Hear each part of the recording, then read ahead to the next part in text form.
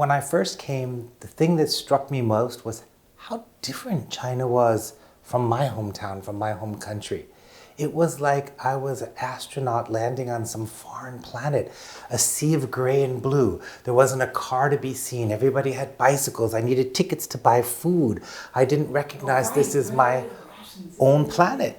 It used to say how different China was. Now I say how much China is a part of the world. China has leapt forward. The old China is left way behind, whether it's gleaming high-speed railway systems, vibrant social life.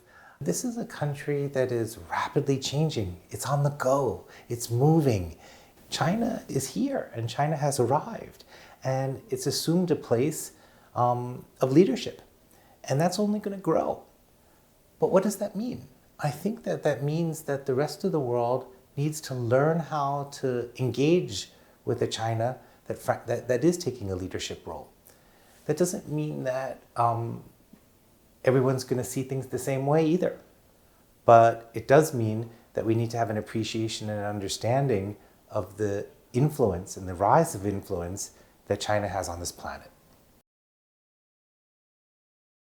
From my perspective, China and the United States have the most consequential relationship on this planet.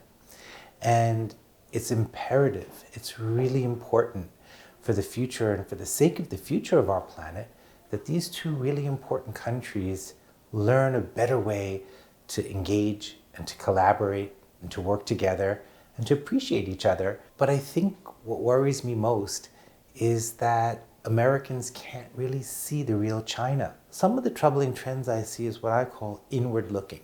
A lot of Americans consume China, they understand China through the lens of other parties. Western reporters who come here and report on their experiences. I think it's important to have a sense of pride and a sense of knowing where you come from and your history and what that means. It's also important to be open-minded and curious and learn about other people's histories and other people's cultures and traditions. And I worry that the pride is taking away the air. There's not enough air space in the room that's getting sucked away. And it's so important to have room for both. I just sort of was listening to a scientist friend of mine, and he was talking about cancer and a cure for cancer. And he said, you can't expect science to have a cure for cancer without investing in basic science. And I think about the bilateral relationship, and we talk about 中美关系. And really the only way that we're going to see positive outcomes and a better state of affairs between the United States and China is if we reinvest and we begin and we build those basic building blocks. And what are the basic building blocks? Just like basic science comes before a cure for cancer, deeper understanding at a human level, at a people-to-people level, the culture, the language, the food that people eat, that's all required before we can build trust. So a sound relationship is built on trust. But before you can have trust, you have to have understanding. We're at the phase where we'd like to see a restart and get people to understand each other a little bit better. And my own personal mission is to try to bring the people just a little bit closer, because as they begin to experience each other's cultures and the way they live, the warmth grows. The China Institute was founded in 1926 by Hu Shi, Guo Bingwen, and two American professors at Columbia University, Paul Monroe and John Dewey. Hu Shi was very curious. He was the first Chinese to get a PhD at Columbia University in the 1920s. And at that time, we didn't have modern communications like we do now. But we had his curiosity. And if you ask me what's China Institute done, it's rooted in help people understand each other at a very human level. We bring treasured artworks from museums from across China. We have Bada Shangren right now inside our gallery, and we bring tens of thousands of people through to experience sort of culture through the classic way, through art.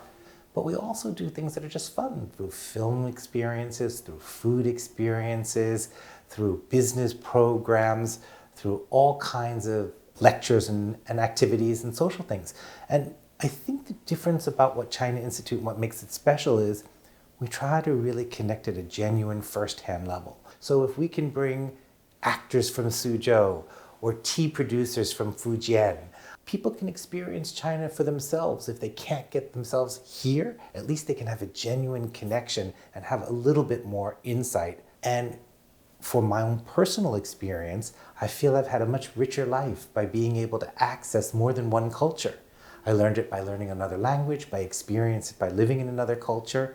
And I think that my own personal happiness is deeply intertwined with that kind of connectivity. That's such an important component. I cherish it, and it's a gift. And I hope the younger generation will seek it out, have the curiosity to reach out and to be connected at a very human level. And then the policies that the government makes, they'll follow next.